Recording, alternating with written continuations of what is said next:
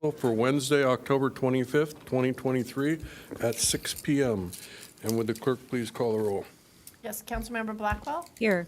Councilmember Ehlers? Here. Councilmember Hinsey? Here. Deputy Mayor Lyons? Here. And Mayor Krantz. Here. Record will show that all members of the City Council are present. All right, great. And if you would all please rise and join me in the Pledge of Allegiance. Ready? Begin. I pledge allegiance to the flag of the United States of America and to the republic for which it stands, one nation, under God, indivisible, with liberty and justice for all. Okay, thank you. We do not have any special presentations or proclamations, so we move on to oral communication. Okay, just a reminder, oral communications are to speak on items that are not listed on the agenda. I would call you three at a time, and you do have 3 minutes. First three speakers, Trina Priest, Gary Murphy, Scott Campbell. And oral communications, we will be listening and taking notes as necessary, but it's not something that we can comment on to any extent. Thank you.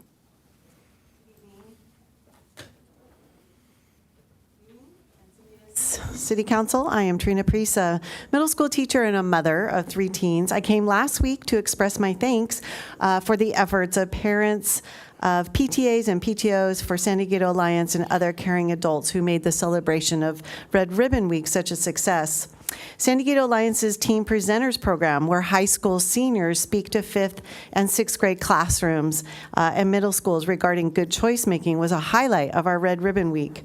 It is a challenging time for families and our young people, so parents appreciate the support of others as teens journey through adolescence into adulthood.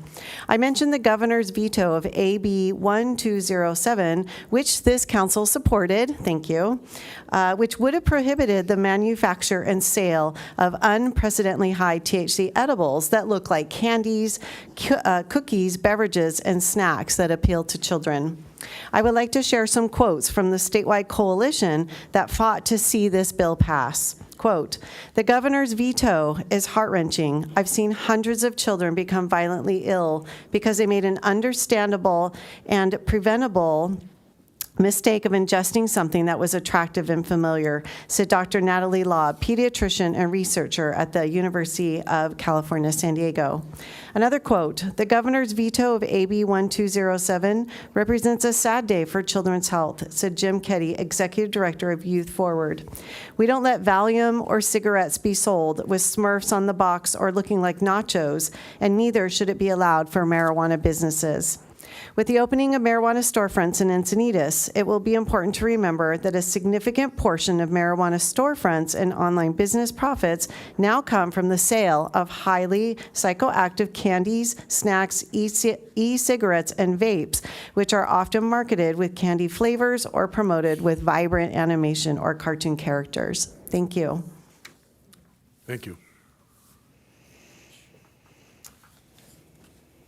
Good evening, Honorable Mayor and Council. My name is Gary Murphy. I live at 123 West Leucadia Boulevard. You know, I'm always here for the same thing. It's getting ready to be rainy season. We're going to have drainage problems. I applaud your 100-year storm project that you're doing under streetscape, but when some of the situations have happened, I think we got some years before it's going to be a completed thing to work and any benefit for keeping us from pumping dirty waters over the bluff. I went through some emails last week, and I ran across an email that the mayor had sent to me, and it told me that there was a leak in a pipe, 18-inch diameter pipe that comes out of the Phoebe pump station to the 23-inch nuisance drain that was put in 2002. I've always thought this was the culprit because we should have never connected the Phoebe pump station to the 24-inch pipe that's going there. The volume of water coming out of that at the pressure is causing a lot of our backup. I thought it was always head from Ponto, but I'm coming to the point now that it and the overflow from Orpheus Lake that is coming across the railroad tracks are combining the problem. I know that you, at this time, are getting ready to check about repairing that 18-inch pipe. I would like for you to go back and look at the gentleman in the Water District sent an email to the mayor and said that there was a box that connected to a 10-inch pipe, which is in the set of plans here that I have, which as you can see right here is Leucadia Storm Drain Project. This is how I know so much about this stuff, is I've been studying it for 25 years. And I think if we hook that 10-inch pipe back up to the pump station and we run it to the 24-inch gravity-fed pipe that goes to Pono Park and Ride, that will take about 10 to 20 years off of the 23-inch pipe. The pipe was originally built to be a 50-year storm drain. We modified it and turned it down to about a 10-year storm drain. We can make modifications to what we have now to get us through the years until you guys come up with the finished project with the Phoebe pump, with the streetscape project, big pipe, the 100-year plan. And I'm behind you guys on that 100%. But I think if we go and we connect the Phoebe pump station back to the way it was originally done in the 60s and the 50s. In 2006, Chief Heiser and myself came before the council and lobbied to put a bigger pump in and a bigger reservoir. We did not know it was connected to the 24 at that time, so we've even caused more problems to it. So by hooking it back to the 10-inch with the 24-inch with the bigger pumps, there's a way we can modify this stuff to take out stuff for thousands of dollars instead of hundreds of thousands.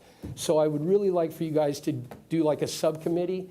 Bruce has spent many hours with me. Tony has spent many hours with me. If the two of those gentlemen could get a subcommittee to look at modifications to what we had to get us through these storm years until your 100-year storm plan is done, it would be very nice. Thank you very much for your time tonight. Thanks, Gary. Next speaker is Scott Campbell, followed by Raul Villamar, and then Jim Feelink.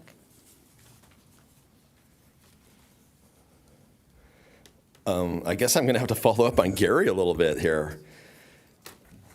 First, I saw a really cool thing today. I saw the street painting machine, or the street stripe painting machine. It went right by my house, and it was really cool. And those guys did a really good job. They were perfect. Anyways, I'm here to talk about public health and safety. Drainage is a public health and safety, and as we discussed last week, if the water sits for too long, you can't use it, and there's other issues with it. In the public safety element of the city's general plan, goal 2, minimize potential hazards. That's drainage. We have a huge drainage problems on North 101. Policy 2.3, minimize harmful pollutants. Once again, the water sitting there is not minimizing any pollutants.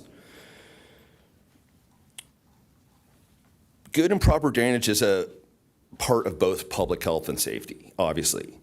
The North 101 corridor floods during moderate times. This was in a document produced by the staff engineer. I don't know if you guys read this one. Streetscape is going to suffer. If you build the streetscape without doing the drainage first and you put curbs, it's just going to make the flooding worse. The latest improvements have made it worse. The recent street paving and anything you did have made the flooding worse. We need the drainage. It's more important. At the September 13th meeting, a community resident pulled item 8G. You remember that? And it turned into a big argument. It was a big deal. It was a big hubbub. That was kind of brilliant. What do you do first, the drainage or the street? Then we learned that the original $4 million estimate was going to be a $12 million estimate to do all the drainage. We also learned that the loan has performance benefits, or not performance penalties. These are horrible things. 3 of the council voted for this stuff.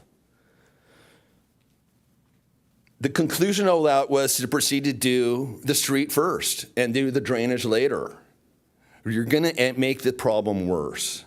The fact sheet, coincidentally, this is really weird. This is September 13th. On September 14th, the fact sheet for the Leucadia Streetscape Segment C West 101 drainage, C23D, says the drainage work must be constructed before construction on the roadway and mobility improvements can begin. Is that coincidence? Was that the change? I have no idea, but it's very interesting to me to note the exact date after you guys had this fight. The environmental assessment determination compliance findings from May 2023, that's a document I'm not sure anybody read. I just read it today for the first time. It says that this drain pipe is going to go underneath the median between the north and southbound lanes. It's going to disrupt both sides of the road, clearly. Thank you. We are currently out of compliance with the state stormwater DMPs. Thank you. I have much more. I'll send you a letter tomorrow. Thank you.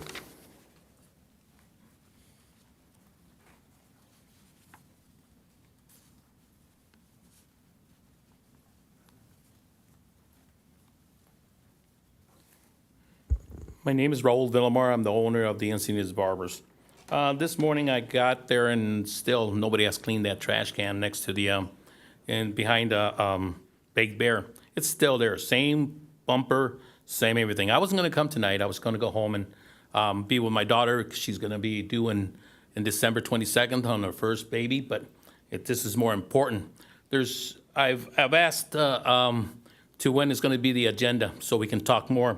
3 minutes is not enough. I have pictures, hundreds of pictures. I'd wish one of you folks would call me up, come down so we can take a walk. Ms. Kelly, I know that you're downtown. Can we get together someday and take a walk and just so you can see what's going on down there? In Forbes magazine, it said that Encinitas is in the world is 50 for staycation destinations. I just can't see that. I just can't see that. Then downtown, they cleaned it up a couple weeks ago. It's filthy again. I just get out of my truck and I can't see Forbes putting that in the magazine. I go, we have new homeless people right now. I went to 7-Eleven like I usually do after work. I'm going to grab a drink. There was more homeless right there. They're sitting there, and on Sunday I went home, and there was a homeless person there, 2 kids with a 16-year-old and a 14-year-old. I bounced for 30 years, so I know the ABC stuff. They sat there and they were asking everybody if they can have them buy some stuff for them. I waited, and the homeless person came up to them. She went inside, came out with chewing tobacco and gave it to them. She gave a couple bucks. She went back inside, bought her stuff, and left. I called PD. I called sheriffs. Waited there for a half hour, 45 minutes. Nobody showed up, so I went home. On the way home, I saw the kids. They were all the way down to La Costa. But the 7-Eleven aisle, the first aisle when you walk into 7-Eleven, they're blocked off, so the kids can't go in there and come back out. Who is going to be enforcing all these new laws that you folks are keep on putting 25-mile ordinance? Who's going to enforce that? I don't know. These poor guys are already overbooked and stuff like that on it. When I called, it's 45 minutes, and I still don't see a cop. So I left.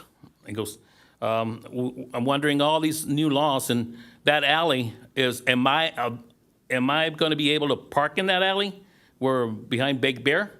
All these cars, all different cars that park there. If I park there, if I'm going to get towed, I don't know because it has my name on the back of the truck, and I want to know if that alley is being able to park. Thank you. Okay.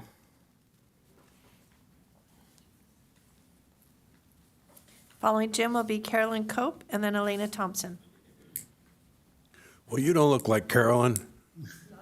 Following Jim. Oh, following Jim. Hi, good afternoon, Mayor Krantz and City Council. I'm Jim Felons, and I'm with the Encinitas Historical Society, and I'm here to talk about something happy and fun.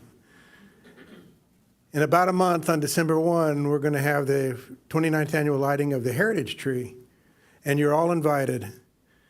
This year is a special year because this is the first year we have a formal partnership between the Historical Society and the City of Encinitas to make the show bigger and better than ever and be a part of the holiday weekend extravaganza launching the holiday season with the parade following the next day. This year, what's really special is we now have also a partnership with the Encinitas Unified School District and the Encinitas Educational Foundation. And as a result, we're going to have 4 choirs instead of 1 choir, children's choirs singing holiday carols, and they'll be complemented by our house band, Free Verse, and we're going to bring in Santa Claus again this year in partnership with the fire department on a hook and ladder.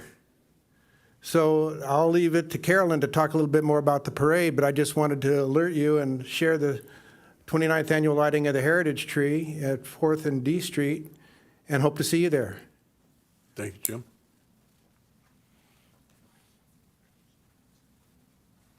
Hi, everybody. Allison, it's nice to have you on board because these guys all know me, but we're just getting to know each other. But aren't you glad you have some good news coming your way? The lighting of the Heritage Tree, thank you so much for partnering with the Historical Society so we can bring that on. But, the fun doesn't stop there. The next day is the parade. And darn, guess who the Grand Marshal is? Yours truly. Me. You can only put it off so many years, and then you start getting older, and they say, no, you got to do it now before you find yourself in the grave. But it's going to be a great parade. Traditions of Encinitas, we all kind of know what we used to do during the parade. Tony, I'm sure you walked in the parade way back when. Kelly Shea, you were in the parade. I was in the parade when it was on 3rd Street. But what a great event to have the two things Friday night, Saturday night, just to kick off this wonderful town. You get a lot of complaints when you're sitting here. That, that's your job. But today it's good. It's good news. We want to thank you, and we want everyone to know to come out for the lighting of the Heritage Tree on Friday from 4 to 6. And then, of course, that parade, which is second to none. So thank you. Thank you for all you both do.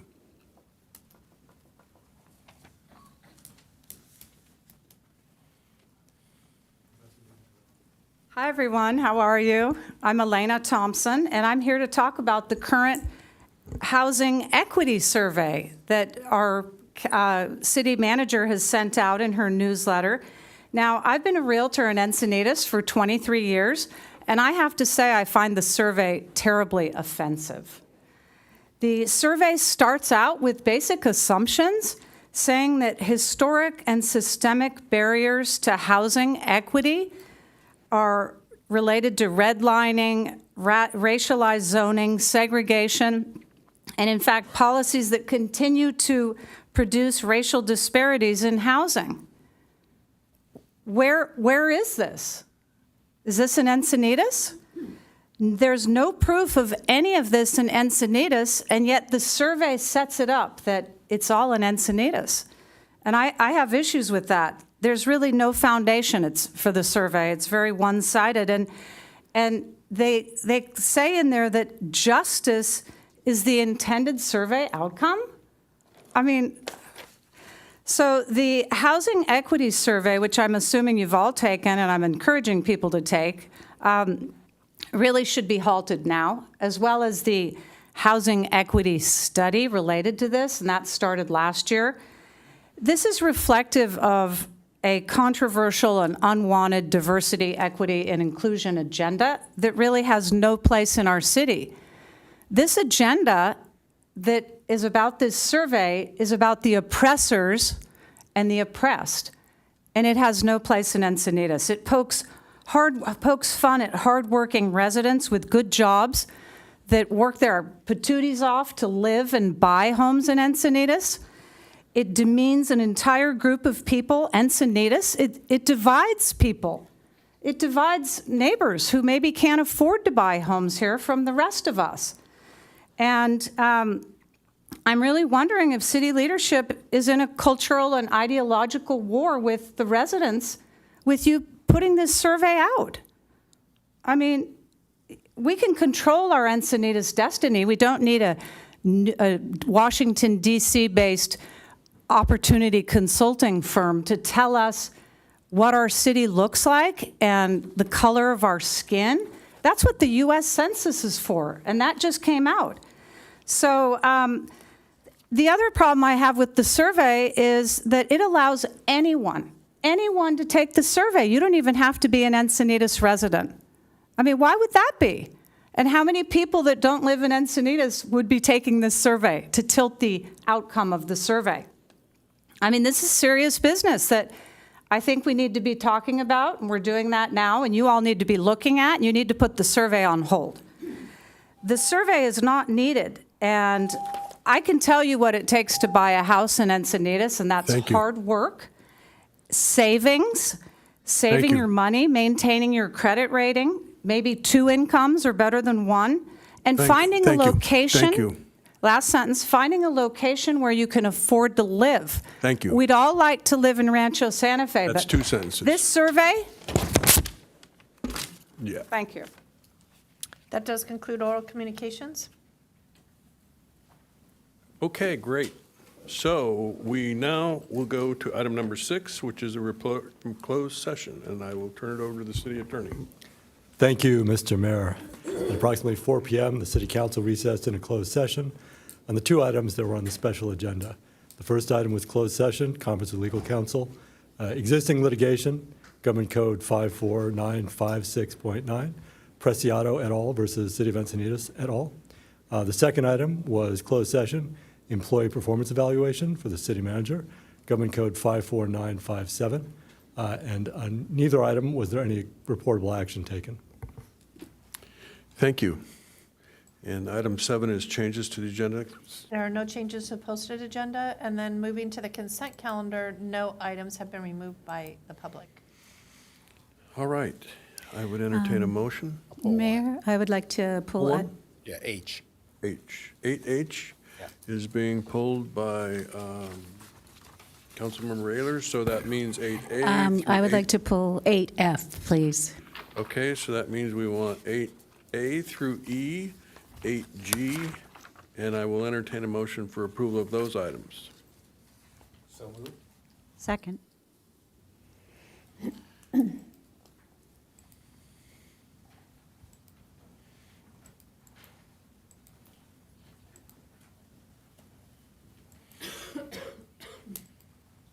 Motion carries unanimously. That takes us to item 8F.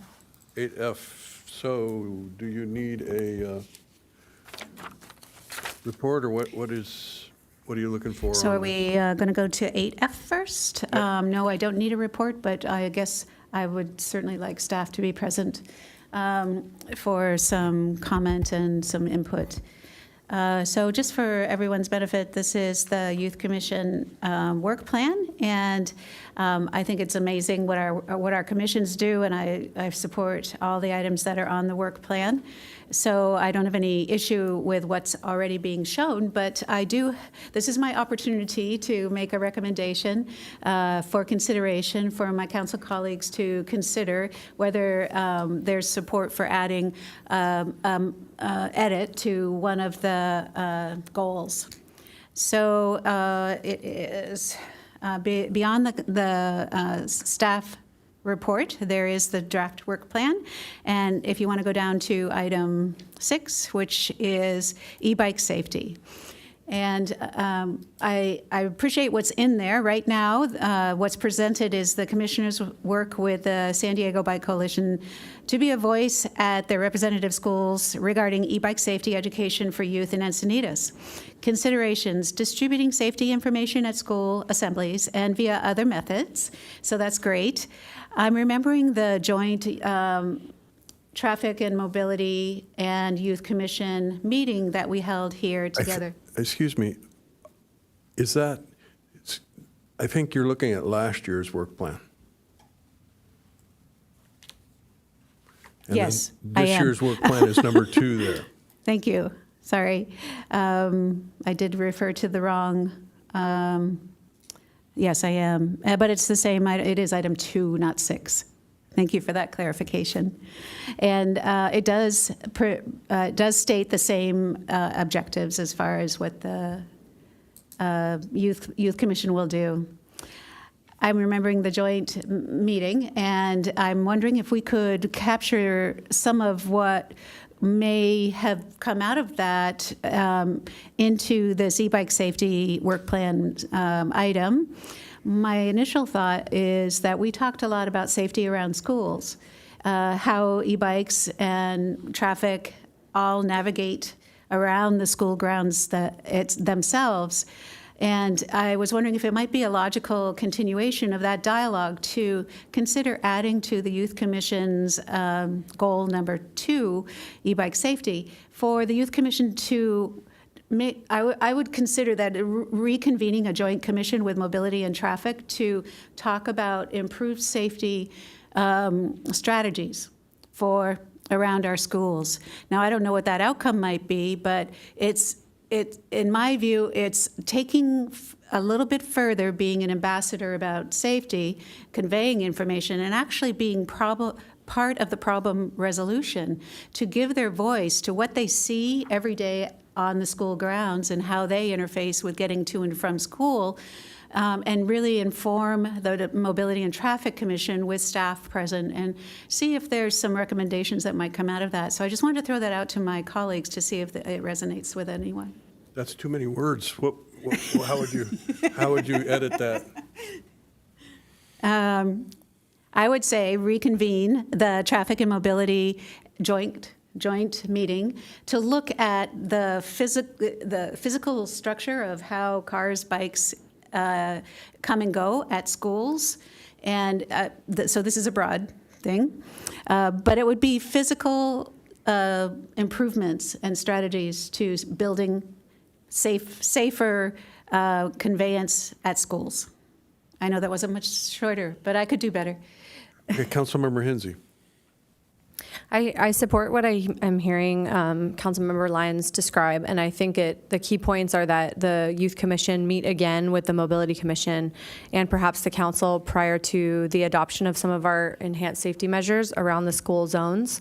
So they've done a lot for e-bike safety and promoting that within the schools, but I think we can take it a step further to get their input about safety for pedestrian crossings, intersections. What are the problem areas around school that might not be part of our current plan? And either they're asking their colleagues that, or they themselves are providing us with insight as to how to improve those plans. Councilmember Ehlers? Yeah, and I too would support it. I'd be maybe a little more direct and just say I'd love to hear a recommendation from the Youth Commission on how to improve e-bike safety around schools, and let them come back and tell us, and they could do it with or without the Mobility Traffic Safety Commission. I quite frankly would like to hear their opinion in addition to a joint opinion. So, and just turn it into a recommendation to us on items we could address that they see as the problem, because I think they have a completely unique perspective, which is why you're bringing this up. And I thought when they were in front of us, we did the joint meeting, their show of hands was a good way to kind of draw them out, and this would be just another way to draw them out. And maybe they don't feel like they can make recommendations to us, but I think we're saying, no, please do it, because you have the right perspective. So I support it. Appreciate that input. I certainly, with our current state of emergency and the convening of that joint meeting with both the Traffic Mobility Commission and the Youth Commission and the City Council, it's clearly a high priority in the city. So I think it's great to elevate it to that level of, make that request of them. I assume that as the commission was developing their work plan, did they talk much about the bike safety item that's on their work plan? Is there room to expand it a little bit? They did speak a little bit about it at their meeting. There definitely is space to expand it a little bit, and I think they have some eager and ready members who are ready to go into that ad hoc with ideas and can take this forward. Well, I'm happy to hear that. Yep. So, you've got quite a plan. There's a lot of work to be done, but I would, like to request that there be some focus on the issue of bike safety. So I don't know if we necessarily, this is their plan. Do we want to write it for them, or do we want to give it back to them with that direction that this modification be made? Thank you, Mr. Mayor. If it's okay, we're hearing what the council is saying in terms of direction. So we do have a Youth Commission meeting next week, and our plan is to take the direction from you all tonight and then go back to the Youth Commission and allow them to have that discussion, and then hopefully reprioritize their work plan to meet your direction. So, is that okay with everybody? Yeah, it is with me. Thank you very much. Okay. So then we would have a motion that would approve this work plan with direction. I'll so move that unless you just did. Okay. Yeah, yeah. Yeah, and you'll discuss it with them, and through that, they'll modify. Yeah, and if I could clarify, the direction is to be more engaged in the e-bike safety discussion and potentially have a joint session meeting or an individual discussion by the commission to come up with improvements and other ways to improve safety for e-bikes. That sounds like it. And associated with schools, though, is what my thought was, because they know that environment. They really have some power in their voices about what happens there now and what needs to happen. Yeah, and I think if I heard you right, it's really site-specific. So giving us suggestions for improvements that are right near their school zones that they see every day and might hear from their colleagues that are scary.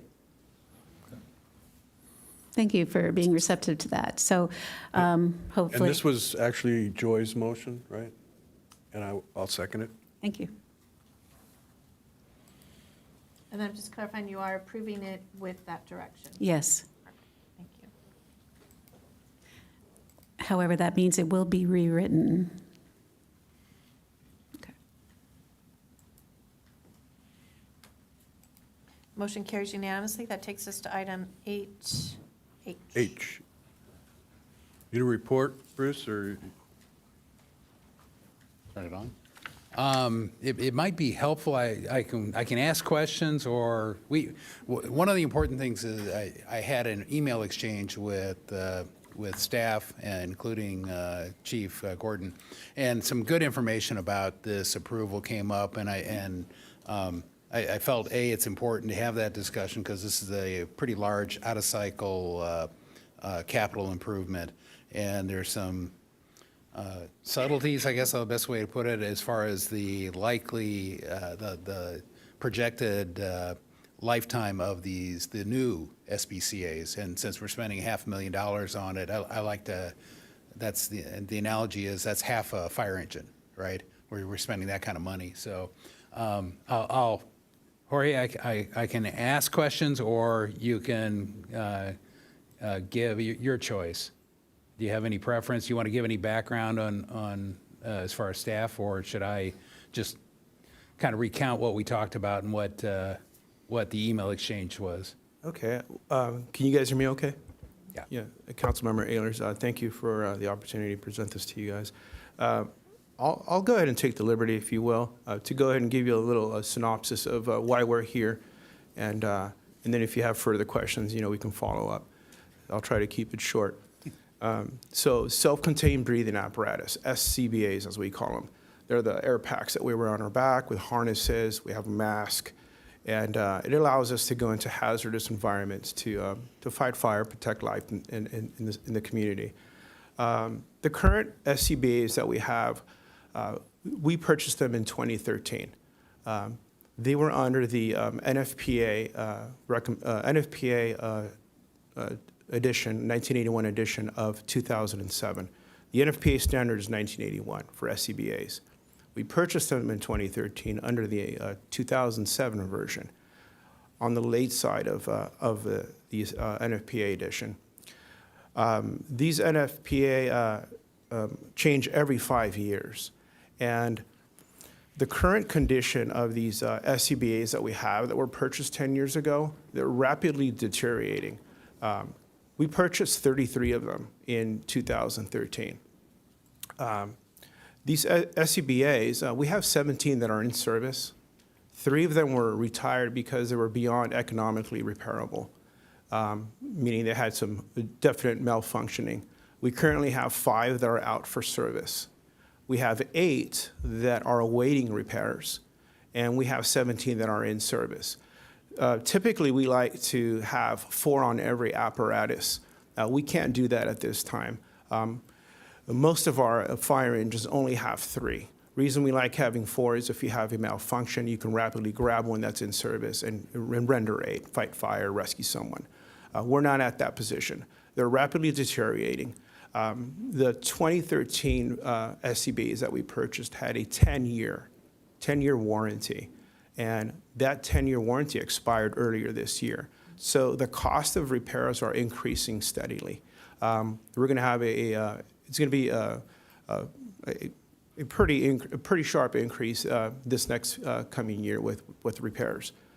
The purchase of these SCBAs that are currently available by Scott. Scott is the company that we prefer, that we currently use and that we're proposing to purchase. They offer a lifetime warranty. So long as the Encinitas Fire Department owns these, even if they become very old, so long as we hold on to them, we can always send them back for repairs, which is going to be a cost savings. And I think the important thing here is to recognize that it's not, liability happens when something happens. Right now, we don't have a liability. Nothing's happening. We can't afford that. To me, I think being proactive is the safety measure of our firefighters going into these burning buildings and saving life. As I said, they're very old. They're deteriorating. We have many of them that are out of service. I can't guarantee my fleet, my firefighters, that tomorrow their SCBA will not work when they need to go in. They might work now. They might check out this morning, but there's no guarantee to that. A peace of mind so that I can sleep at night would be that our force has new adequate SCBAs to perform their duties. If you have any questions, I'm open to whatever you have. Yeah, I think you hit on a key item that I didn't see in the staff report, and that is we're down to 17. I think you or Chief Gordon explained to me that 17 is the bare minimum to outfit the engines we have, plus the fire unit at Oliebenhain, and it does not include the backcountry units.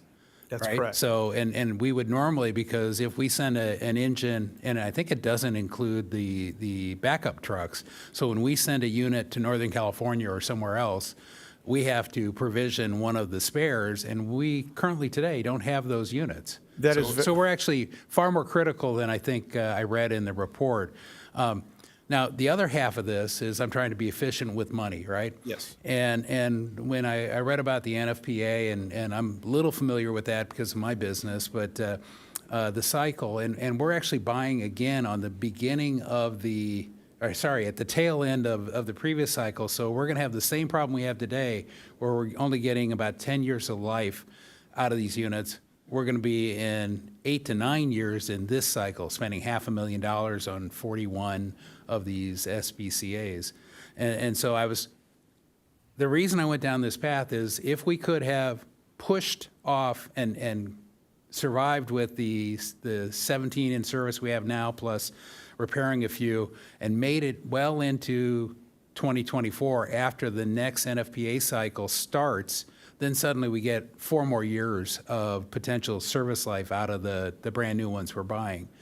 So going forward tonight, I just wanted us all to understand, because we have such a maintenance issue with the current Scott Air Packs, that we're going to be buying them now, and in all likelihood, we're not going to be able to hold off long enough to pick up ones that would have a 12 to 15-year life. Instead, we're going to be in an 8 to 10-year life, and we're going to probably spend another $500,000 or whatever the inflated value is in 10 years to do this again. And we ought to, A, plan for that capital in our future, and B, just understand. It would have been nice if we could have pushed somehow, by hook or by crook, gone a little further and gotten it. And when I talked to Chief Gordon on the phone today, he said there is a chance that because of this lifetime warranty, and if the new hardware is compatible, that we will be able to get 12 to 15 years life, even though we're starting under the first NFPA. So that there was a lot more under the cover as I started peeling. I wanted to understand, and I think we all kind of need to understand that obviously it's become very critical, a critical resource that has been failing. And so there is a much more immediate need to buy these than I'd hoped, unfortunately. Absolutely. There is an urgent need, and that's why we're here. We have had these discussions in previous years, and I think it's important that we execute this purchase now. Our city to the north, Carlsbad, have already gone to these new NFPA SCBAs that we're looking into purchasing. As you know, with the fire management agreement, we have items ready to go to agenda for Solana Beach and Del Mar as well. It is very critical that we execute this at this point in time, because Carlsbad they're going to have the same SCBA's that we're seeking to purchase. And compatibility with our neighboring agencies is very important. As you know, we'll have this automatic aid. We go into Carlsbad, we go to Solana Beach, Del Mar. Should one of our neighboring firefighters or we go down and they come render aid, it's nice to have the buddy breathing capability to have like systems. And that's very important. And to what you said, Councilmember Ehlers, you're right. So this, with the extending of this warranty, that's a huge plus for us because we can really drag out the life of the next purchase SCBA's, as opposed to currently they're degrading, they keep failing, and it seems to be a problem. Now in the email response, there was a comment about potentially getting a future grant. I know we were in a group of North County fire departments, and we applied for a grant that would have covered 80% or some significant percentage of this $500,000, and we didn't. It was not granted. Is there an opportunity, if we approve tonight, to still apply for grants over the procurement cycle over the next, I don't know, next 6 months or whatever it takes to get these things procured? Are there any opportunities to qualify for grants and get some money back? Granted, we'll allocate the full amount tonight, but anything we can get from a grant would be helpful to offset the impact of the general fund. We can definitely explore those options and seek into assistance for firefighter grants. I don't know when the deadlines are, but there's other grants available that San Diego Regional Fire Council Foundation, they offer grants. Absolutely, just because we approve the funds today, this doesn't mean we don't stop working at acquiring other grants to minimize the impact to the city. Okay, and with that, I'll move approval of item 8F. Councilmember Blackwell. Yeah, I will second it. I just had a question to tack on to that, which is about the grant. Did we get any feedback why we did not get the grant funding? Do we have good understanding of what we would need to do differently to apply for a similar grant? Councilmember Blackwell, I do not have that information at this time, but I can certainly work on that and get it to you. And this grant was, we applied in 2021, excuse We me. were trying to be proactive too, which was good, right, to get ahead of it. Right, but- we took those measures, understanding that we needed these SCBA's back then. And Thank you. Okay, we have a motion and a second. We're ready to vote. Motion carries unanimously. Great, thank you. thank you, everyone. Okay, moving on to item 10A, and it's an application denial recommendation from staff for the second year of the 2024 Moonlight Beach Half Marathon Major Special Event. And Julie Gilliam is going to be leading us in this one.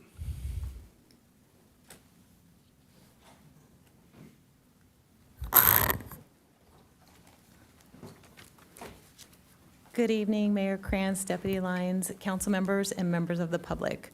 My name is Julie Gilliam, and I am joined this evening by Associate Traffic Engineer Edgeworth, Senior Deputy Fire Marshal Villagomez, Deputy Fire Chief Sanchez, Deputy Hoover of the San Diego County Sheriff's Department. The item before you this evening is staff's recommendation for City Council to deny the second-year major special event for the 2024 Moonlight Beach Half Marathon, tentatively scheduled to be held on Sunday, March 17th, 2024. Did it not?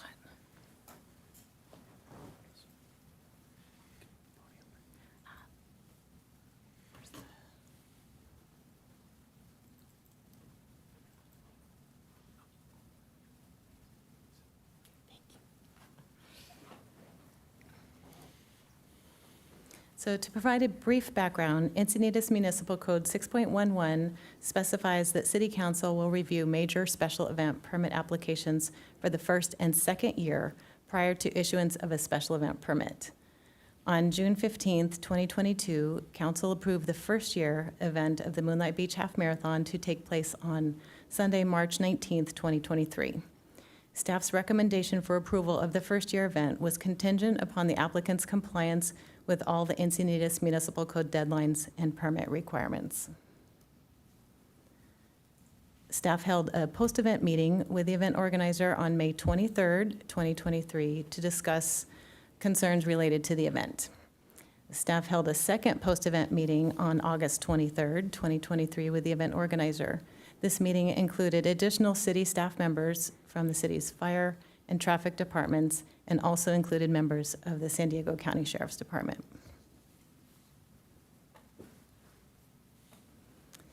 So the following are reasons staff is recommending denial. The supporting documents were not submitted at least 90 calendar days prior to the event date. Multiple emails were provided to the event organizer, which provided reminders of the required deadline to submit the required permit documents. Supporting permit documents were being submitted for review as late as March 16th, 2023, which included updated site plan, medical plans, a shuttle lot permission letter, amended Attachment C, which is the public notice, and the engineered stamp traffic control plan. Inaccurate information was posted on the event organizer's website, which advertised such road closures, shuttle lot locations, and race start times, which conflicted with the approved permit. Approved event timeline was not adhered to, and race start times were delayed, which became a safety issue and caused confusion with the sheriff staff working the event. The approved site plan was not adhered to. The start and finish line was moved on the day of the event without direction or approval of city staff. The fire permit conditions were not adhered to. Upon pre-event inspection, there was no fire extinguisher present as required by fire's event conditions, but this was remedied as event staff obtained one prior to the start of the race. And full payment for our law enforcement services was due to the Sheriff's Department on May 6, 2023. Final payment was provided to the Sheriff's Department on August 11th, 2023.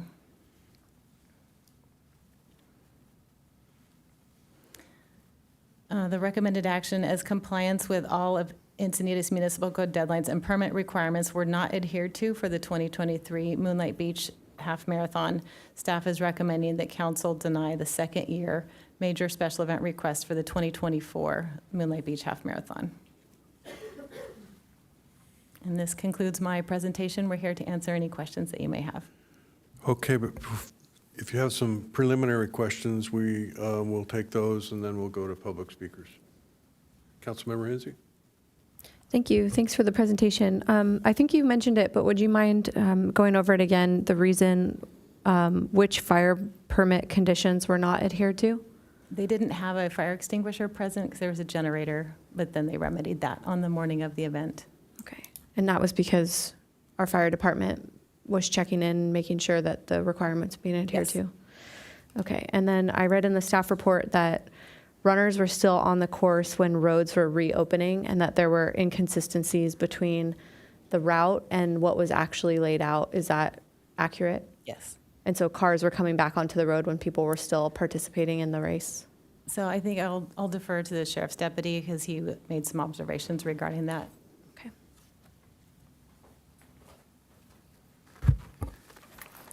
Good evening, Council. I'm Deputy Greg Hoover. I'm currently on our station's COPS team, but at the time of this event, I was our station's training coordinator, and my collateral duty was to handle special events. So I coordinated with Julie, city staff for this event, and coordinated the sheriff's resources.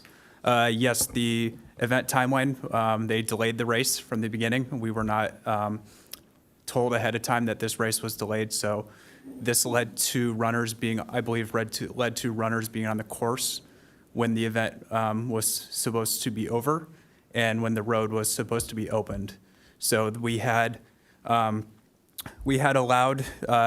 lesser of our resources to be replaced by some of these intersections that would be handled by security or volunteers. And this ultimately led to more confusion, and it caused the route to be opened ahead of time, signs being removed, and it led to cars coming onto the course because the road was supposed to be open at that time. Okay, thank you for the additional details. Okay, Madam Clerk, hear from public speakers. Okay, we have one speaker, Steve Leppertz, with 2 time donations, one from Bo Leppertz and then Chris Kidd. Good evening. My name is Steve Leppertz with Accelerates. By introduction, in 2009, I started the Cardiff Kook Run to raise capital to take care of the area around the Cardiff Kook statue during our recession, 2008, 2009. That race has now raised over $50,000. Most of the money went into the Cardiff City, say again? Main Street. Yeah, Main Street. And then we repaired the banisters. We put in the landscaping out in front of the Kook. We reinforced Coast Highway 101 with a cement area. We have rocks there that are 3 feet underground that act as a pilaster so that nobody can crash into the Kook. We don't really take any money. We put in the walkway in the back so that people could get down to the beach access through the park. And about 10 years ago, my wife and I started the Cardiff Kook Run, the Encinitas Turkey Trot. And it was pretty much just another labor of love by my wife and I.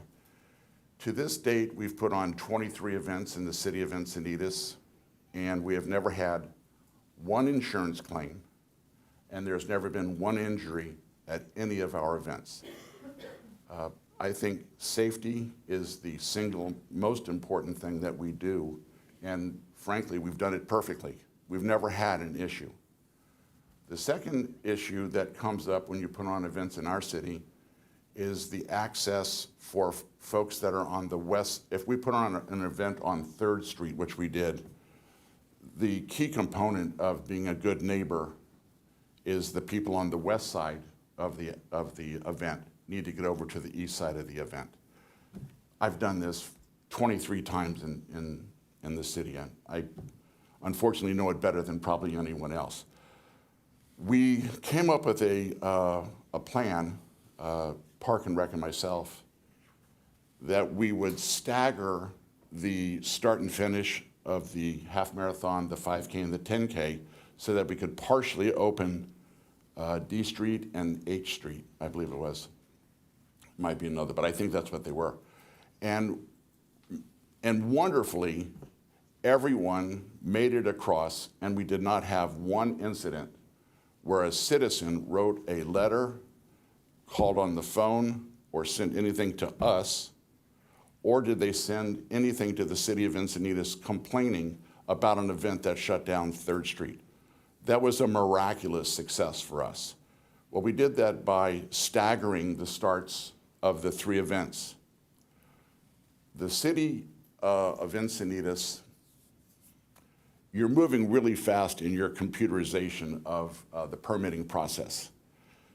Part of that, as it relates to us on the private sector, is we almost can't keep up with all of the changes that we see coming our way.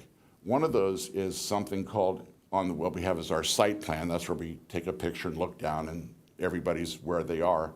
And there's also a time plan now. The time plan was incorrect on the website, and we did not see it. It's our fault. We did not see the things. We tried to stagger things.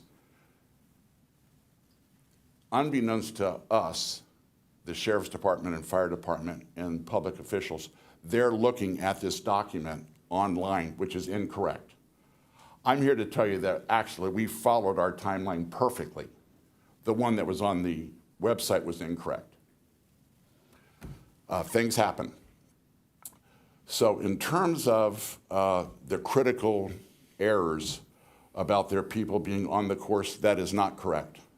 The people, we have a company that we hire to manage the event, and we send down, and everyone knows before the race starts, we announce to everyone that if you're going to be walking this event, if you get past, I think it was 10:30 or 10:45 or something, please just move over to the sidewalk.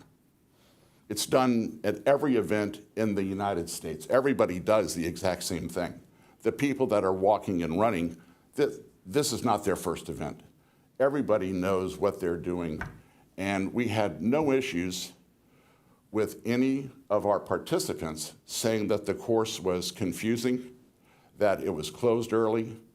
The issue really came back to the fact that we did have an incorrect timeline on the website, and that's completely on us.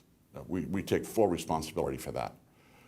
As it relates to other items, we had a fire extinguisher on site. I think the race started at 7:30, and I think we got when we ran over to Home Depot. Somebody forgot it. Again, on us. I spoke with Councilman Ellers, and he said, just be prepared to tell what you can do to mitigate things. So as an organization, Accelerates, we put on events on Indian reservations, on military bases. We don't work just in the city of Encinitas. And so what we've done, though, and it's probably overdue, is we're adding to our organization a redundancy where a third party, comes in and checks everything in our system so that there is a third party looking at everything to make sure that there's no errors on the website. There's no errors in our location, timing. Is the traffic closure company getting the cones exactly correct? We've brought in a third party, and they are doing 3 things. They're checking all of our information. Number 2, they are bringing on board, and this was our first half marathon. We really, really fell short on how many volunteers we should have had.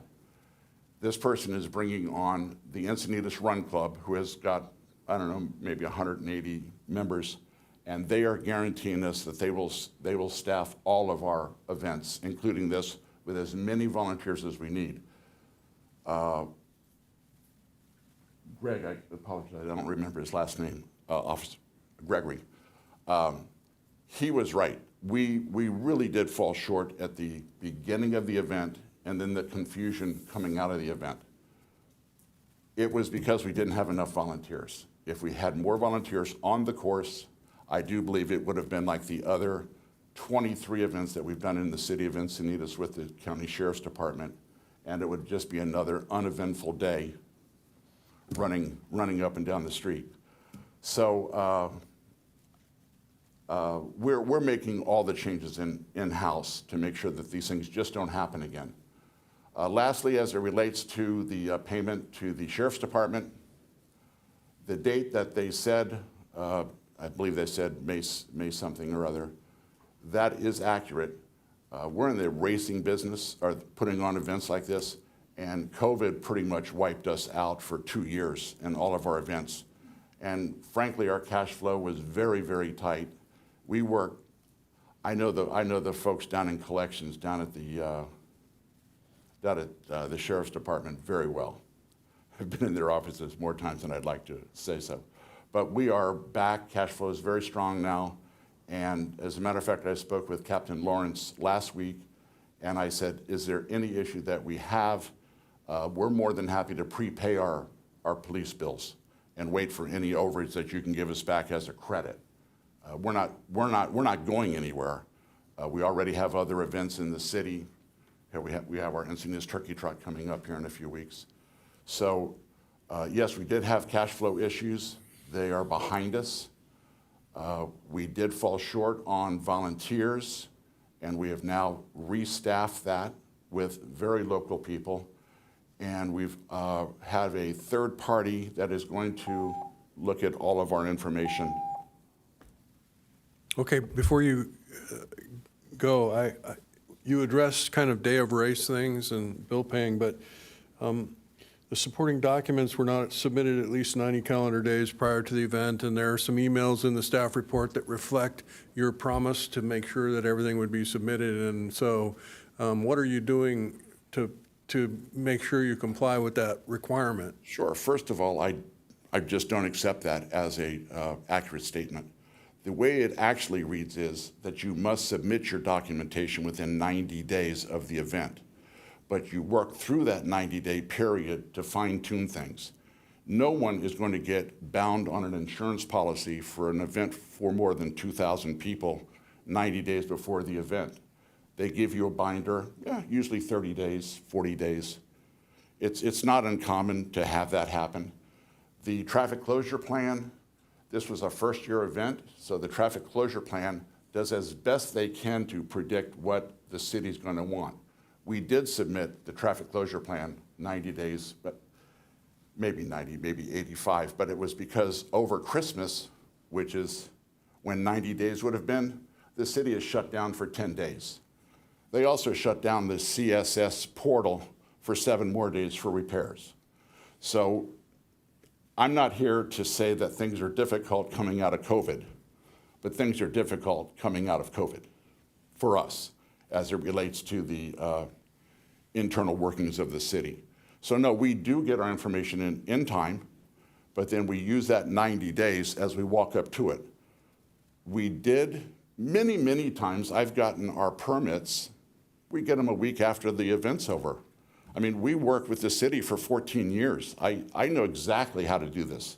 I interact with 7 departments in the city for 14 years. Tony and I have talked about this before. I kind of know, I kind of know more about how the city's working by department than a lot of folks. It works great, but a lot of things came together this year. We had a new park and rec person. He's no longer with us. He had it in for me, not sure why, don't really care. He made things difficult for us. The events, they work, and we do them, and we do get our stuff in 90 days. But if we don't, it's not because we're not trying to get them in 90 days. Okay. Anybody else have any questions for Steve? Thank you. Okay. I'm assuming you're leaving the public open, so if we need to bring them back up? Yeah, this is not a public hearing. This is, Okay. so, you know, he can come back up if you have other questions. Okay, good. Kelly? So you said that the timeline was incorrect on the website and you had staggered things. Was the timeline correct on the documents that you'd sent to the city?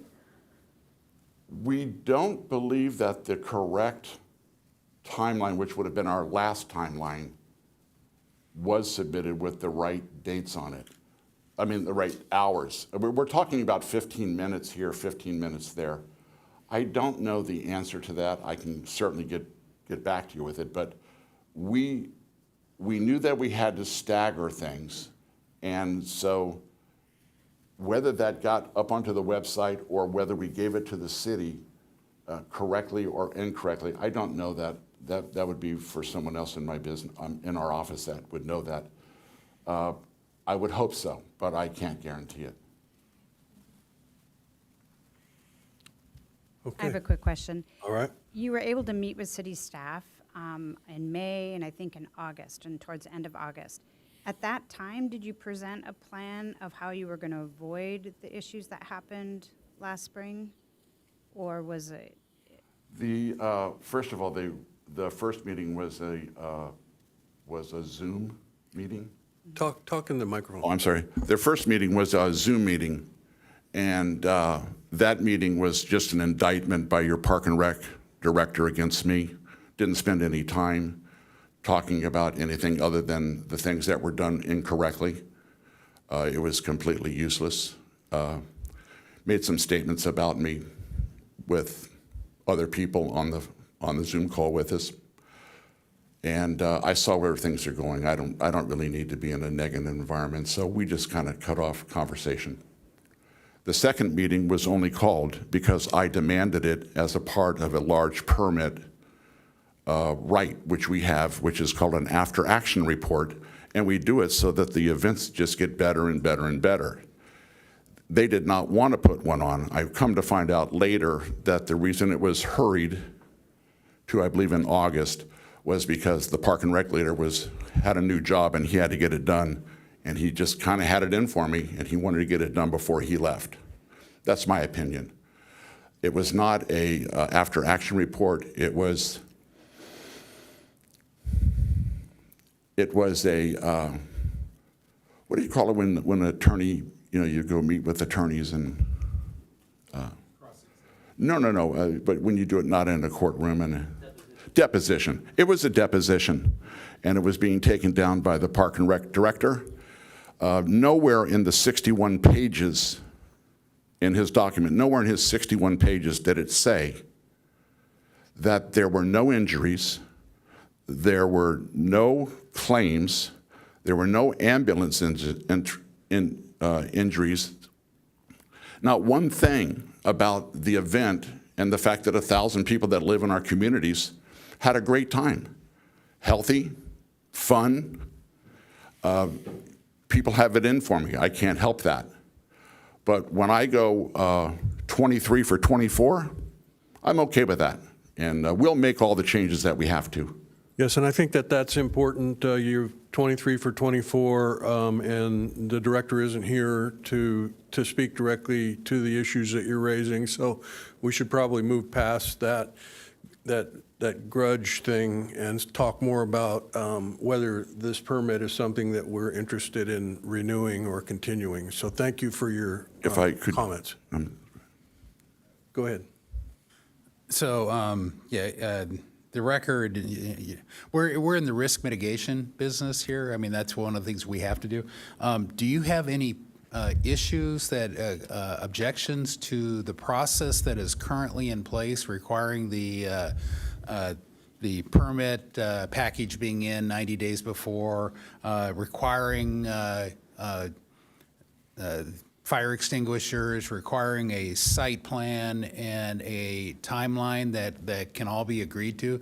Is there anything fundamentally flawed in that process so whereby our organization can work with you in a very upfront way? I'm not hearing it. I'm hearing that it didn't get pulled off correctly, but I think you're saying, I hope you're agreeing that that's an okay process and it's here to mitigate any potential problems and avoid even the possibility. Excellent question. The only item that comes up time and again is we have to have a shuttle service. If you shut down the Moonlight Beach parking lot, you have to recreate those parking spaces somewhere else. For years, I've said that we park 4,000 people for the Encinitas Turkey Trot without a shuttle service, and we have never heard even one item on our feedback that we get that there's not enough parking in the downtown area on a holiday or on a Sunday, which is one of the reasons that we put our events on Sundays and holidays. I think that the shuttle is kind of overkill up until about 3,700 people. Okay. That's number one. So other than that, I don't have one. I work with the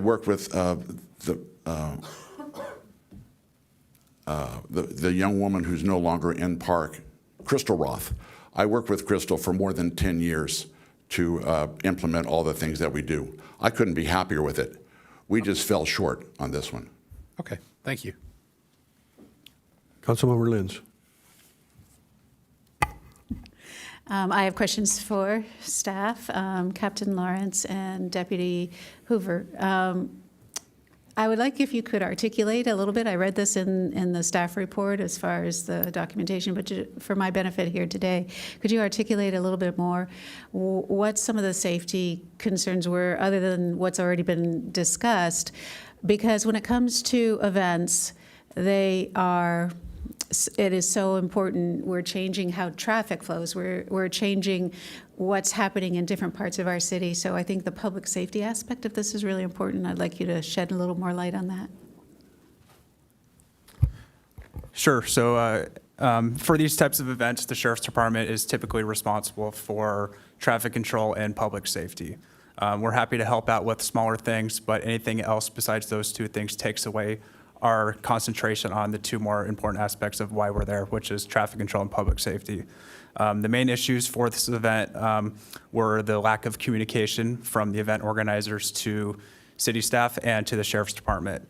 The big one was the event timeline. So as Mr. Liebers had mentioned, there were two intersections where cars were allowed to egress from that neighborhood. Without us knowing the event timeline, we're not sure when we're supposed to be allowing those cars to come across. Runners being on the course late is a safety concern because a lot of those runners are running in directions to where it could cause traffic control issues, or they may be running on the road when all of a sudden a car is coming towards them and they're not aware that cars are going to be on the road. Other issues were there were some areas where in previous races the south coast was turned into two-way traffic in the northbound lanes south of Chesterfield. This was fine with the previous race that was held there. I believe it was at the Cardiff Kook Run. However, this time the lanes were too narrow and the cones were too narrow to where there were buses that were trying to get through. And right next to that is just cones blocking it from runners. So we get buses that are squeezing through.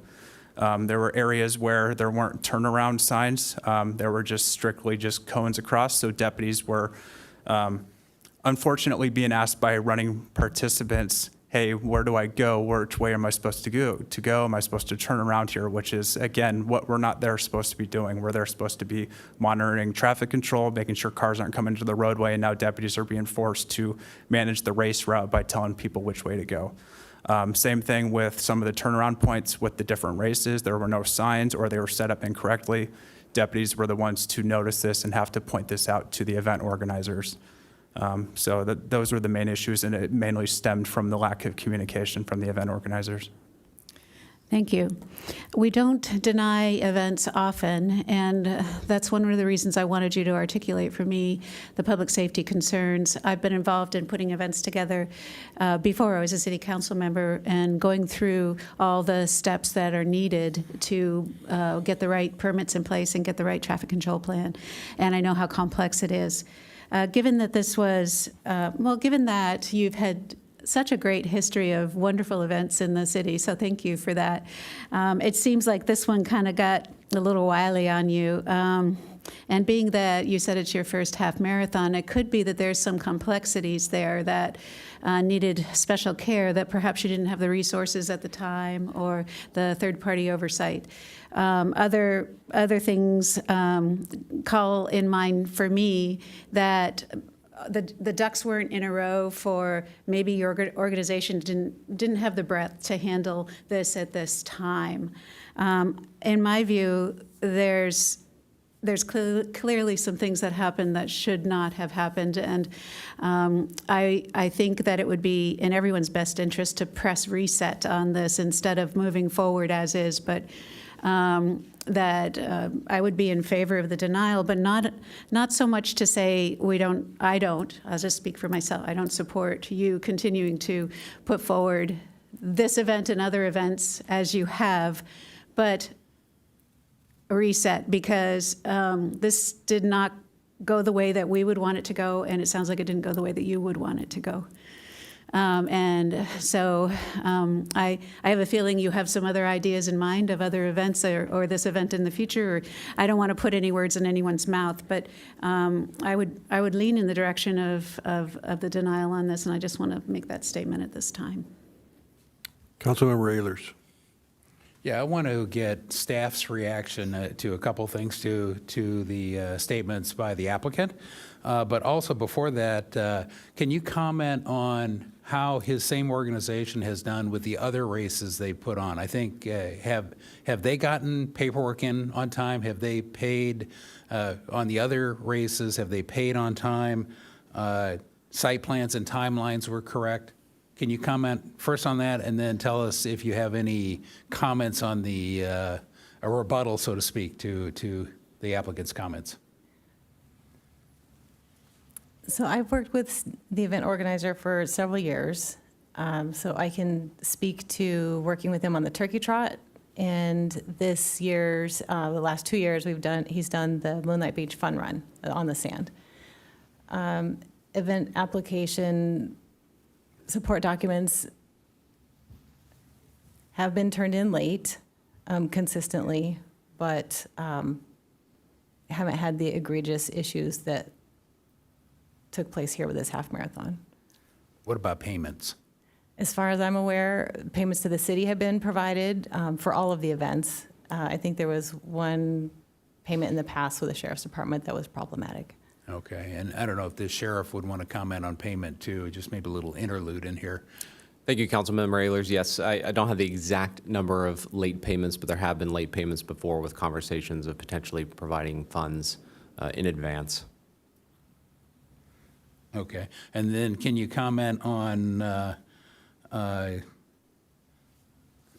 timeline and race course changes at the last minute and notification, lack of notification. I'd like to hear, obviously you're in the position, you're recommending a denial.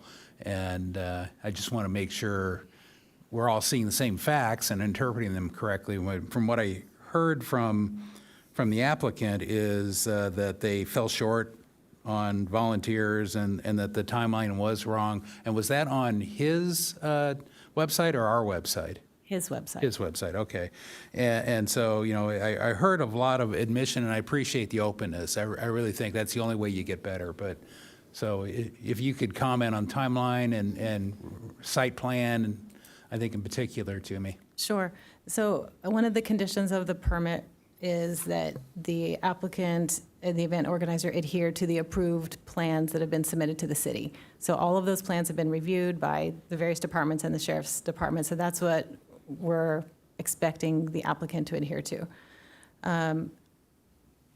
The site plan that was, or excuse me, the timeline that was turned into the city said that the registration would open at 6:15. The website advertised 6 o'clock, so a little difference there. Opening announcements, according to the city's approved timeline, was 6:45, started at 7 on the website. The big difference was when the 5K and the 10K started. So the timeline that was given to the city said it would start at 7:45 and 8 o'clock in the morning, but the website advertised 9 o'clock in the morning. So that's a significant difference. The race course closure, according to the city's approved timeline, was, reopens was 10:30 in the morning, and then the website said 11. Okay. So that was some confusion there. It didn't adhere to that timeline. As far as the site plan goes, the start and finish line was approved by city staff, and the event organizer moved it on the morning of the event, and without any discussion with city staff. Okay.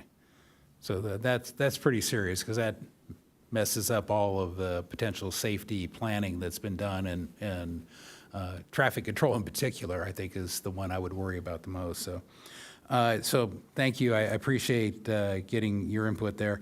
The requirement to submit, and I was a little confused reading through the staff report. Is it 90 days prior to the event that all the application has to be in? And is that like a deemed approved or deemed accepted type of a situation?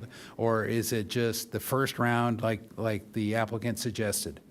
Most of the first round. Because there will be edits as the various departments review and provide their comments and feedback. So there's some back and forth. Okay. But some of the documents were submitted. And so in the case of, we're not at the 90-day mark for this event, right? The one we're talking about today is March 15th, right? Correct.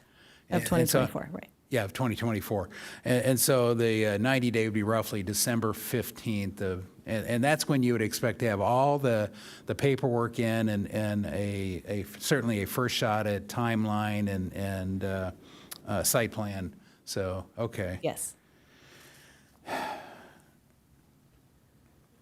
And was there a shuttle service provided as required in the, that's one I didn't recall reading. Initially, it was required because the event shut down the Moonlight Beach parking lot, taking away those spaces to the public. So none of the other events that Steve puts on require a shuttle because the Moonlight Beach parking lot remains open. Oh. So this was the first one. And then with conversations closer to the event, the registration numbers weren't as high as anticipated. And so staff made the decision that the shuttle lot wouldn't be required. Okay. And in your past experience with the applicant on the other runs for the timeline and the site plan, I may be asking you this again. He was good on that in the past, or were there last-minute changes on other plans too, on other timelines or site plans? Site plans, I don't recall any last-minute changes.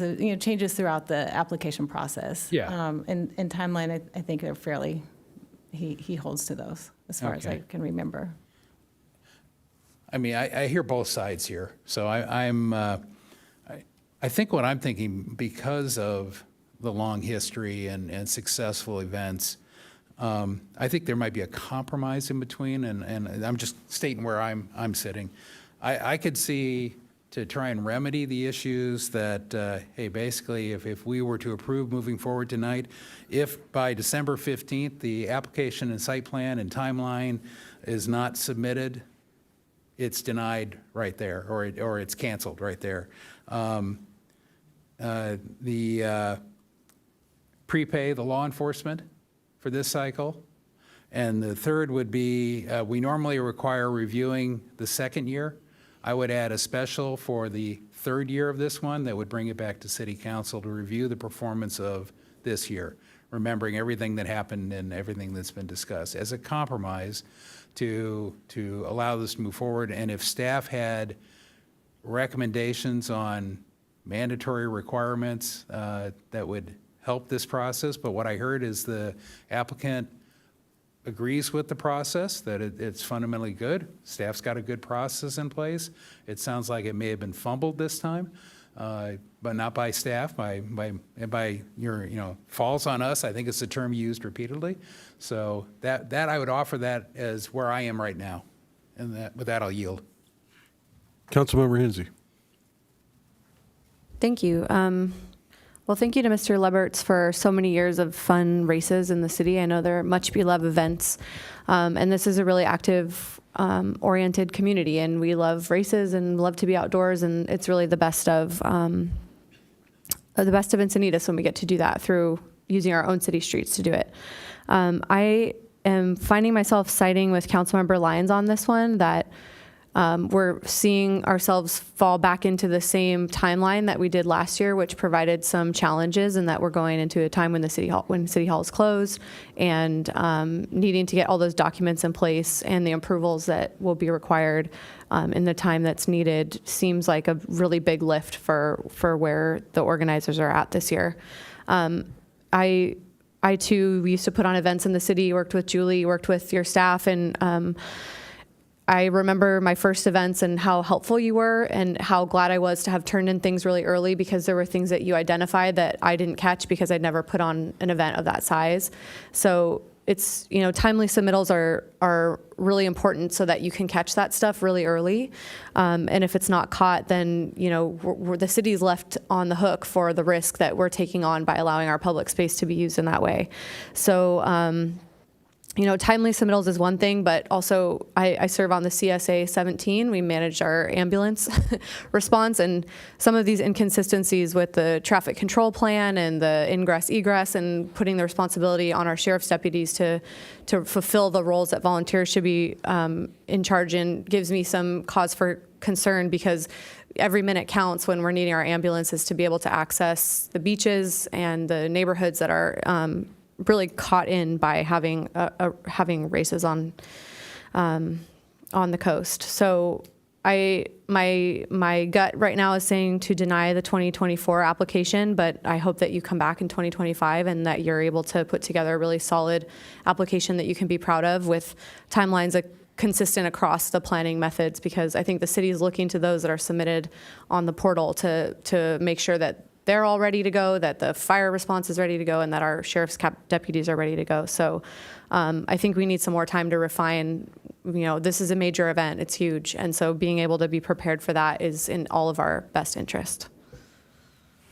I would point out that we were going to have this agenda item and this discussion, I think it was 6 weeks ago or so, when we had a busy meeting, and we rescheduled he sat till 9 o'clock, and we rescheduled it. So this was the first time he was able to come back. So Councilmember Blackwell.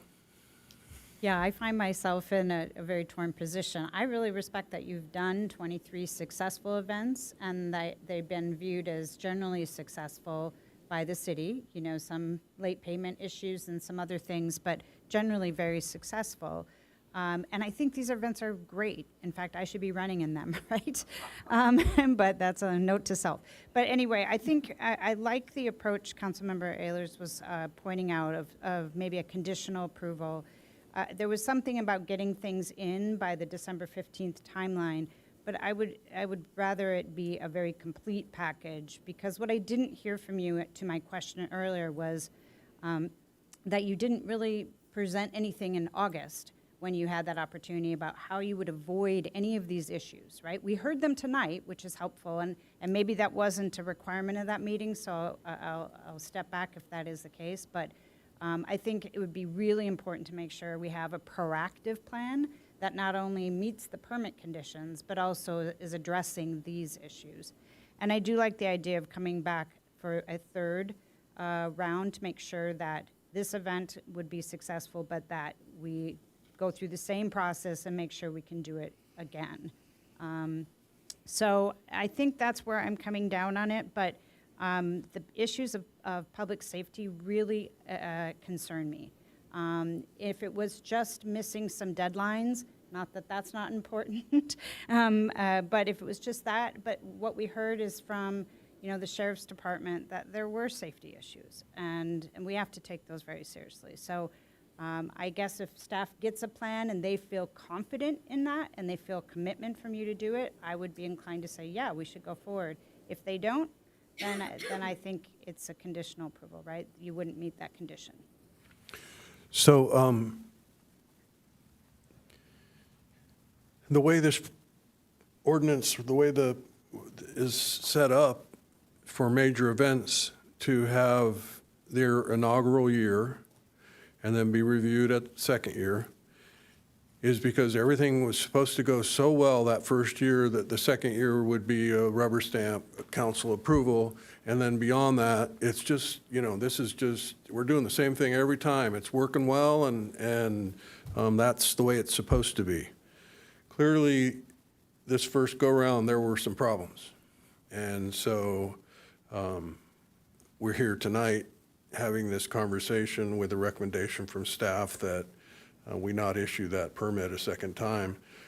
However, I have a long history with Steve, and I do believe that it's essentially 23 for 24. The others, that there were not these egregious problems that compromised safety perhaps and didn't have enough volunteers. But it's clear that timeliness is maybe one of your shortcomings. So, all that said, I tend to agree with Councilmember Ehlers that we should use this opportunity to reset. The one condition that he didn't mention that I would like to is having your application to staff by November 15th. Is that something that you could do? Should I walk up there? Yep. Well, November 15th might be difficult since we have 6,000 people running a week later for the turkey trot. And we're spending all of our time right now on Okay, so that. you'll be doing turkey trot. Yeah, that's happening. Yeah, as we- Thanksgiving. Okay. Right. So I would say, but we could certainly have everything by, say, December 1st. Yeah, I think that that's what I would prefer, is that we not, we give plenty of advance. We generally have, we've run this once before. I don't know if the change of the start location was, staff would have considered that a safety issue, and, so if you're going to have the same layout and same It plan. was our original, actually, it was the original layout, and we changed it, and then I changed it back for reasons. I see. And it's probably something that would have been improved, but we can't have those surprises. No So, question. There's yeah, no question. So having enough time to work through everything is, I think, critical. Sounds like the sheriff's captain has already let you know that they're going to need cash up front. Sure. And what were the other things that you mentioned? Okay, December 1st, you mentioned, review it the next time around for the third, and then prepay law enforcement. But I also want to give an opportunity to staff to weigh in if there are other special requirements for this next year that will make your life easy and straightforward, because we obviously don't know the day in and day out, so. Just adherence to the municipal code and permit requirements, that's all we were asking. Okay, and obviously the review the next year will be a strict review to those municipal requirements as the code is written. And it's you know, what is it? The applicant, the findings that I looked at was the applicant has failed to conduct a previously authorized event in accordance with the law or the terms of the permit or both. And so we will look at that very carefully, if assuming we approve it tonight, in the third year. And just please do like the other 23. We want to hear 24 out of 25 when you come back. You can take that to the bank. But I did want to make one comment. The officer commented that the road was very skinny. You know, there's been a lot of restriping, obviously. The course was laid out by the city of Encinitas. All our company, the traffic closure company, do. They just put the cones where they're instructed to put them. And they were 10 feet apart, and that's because the lanes are now 10 feet apart from Las Olas to the border with Solana Beach. Nothing we can do about that. That was the instructions from engineering. So we just follow plans. So there's a lot of stuff happening on Coast Highway. No question about that. The restriping is kind of scary for the turkey trot, to be honest with you, because we have those new things there. But what I wanted to say was, Ms. Lines. You're right about the half marathon. It's not twice as hard as a 10K. It's like 10 times harder. And we did not anticipate. And if you put on events, I think you get that. But we have brought in 2 companies to help us put on the event. If it is approved, we've brought on companies that have put on half marathons. We're not gonna blow this. You know, we had a bad day. You know, it happens. And so I just pray that you would give us an opportunity and a shot to go for it, and maybe we come back in the third year and we sit here and just say, Okay. You did this or you didn't do that. Thank you. Thank you very much. Were you done, Councilmember Ehlers? Councilmember Lyons? Or Deputy Mayor Lyons, I should say? Thank you. A question for staff here. I'm not sure which staff would answer this. Maybe not staff that's sitting there, but one of the things that was just brought up was the appropriateness of the 101 for this kind of event, given the restriping and the traffic control devices we now have out there. And I don't know if we've given some thought to that. That's a pretty broad question. And if we don't have an answer right now, that's okay. But if we do, I'd like to hear what you have to say. Thank you, Deputy Mayor Lyons. Matthew Edgeworth, Associate Traffic Engineer with the city. We do take into account any striping changes we do make out there. So with the installation of the cycle track, for example, we had them redo their traffic control plan that they currently have submitted for the turkey trot. So we do implement any sort of striping changes or improvements that we have out there, and we cater that to any new event that they do have. So just help inform me with one more question. When we consider the type of event, in this case, a half marathon, I'm picturing there could be a chunk of people kind of running at the same time together. Do we consider how wide of a space is needed for different types of events? Not typically, so they are allowed to use the full roadway width, and then typically they just split it down the center of the roadway in terms of the northbound and southbound direction of runners. Okay. So I guess what you're saying then is we don't take into consideration any new, it's more than just striping, but any new traffic control that we've got out there, like the candlesticks and the road humps, and we don't really take that into consideration when we're looking at the appropriateness of a event corridor. So in terms of the racetrack, because of the installation of the cycle track and those AC berms and the delineators, as you mentioned, their race course is shifted a little bit compared to prior years. So there are changes that are made with their traffic control plan. I don't, okay. Well, thank you. I appreciate your input.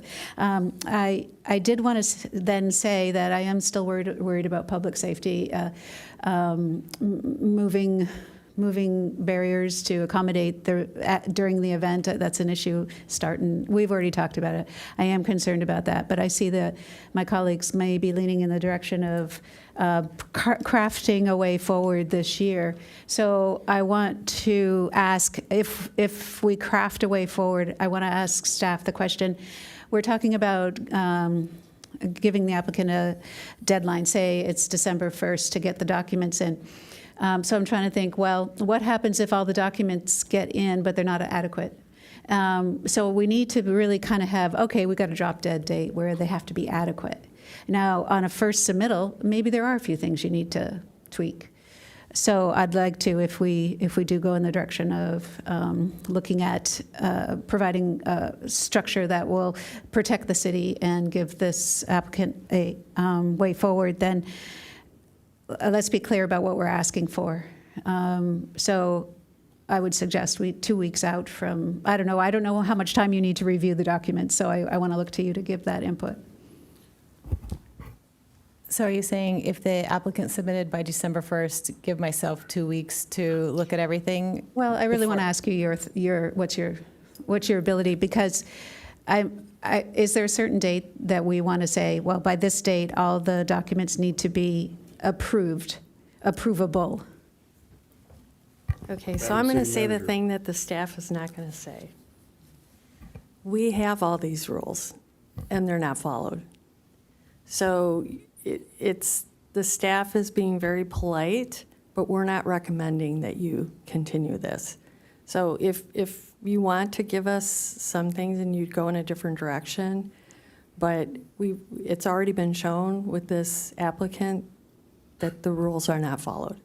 So I understand how hard that is and how everybody's trying to find ways, but I don't know, Julie, what is the deadline? 3 months ago? I mean, I don't know when the deadline is. What was it? I said, what is the deadline? If somebody was going to do this event, it was actually a while ago, wasn't it? The documents for the 2024 event will be due 90 days before the event, so it'll be in December.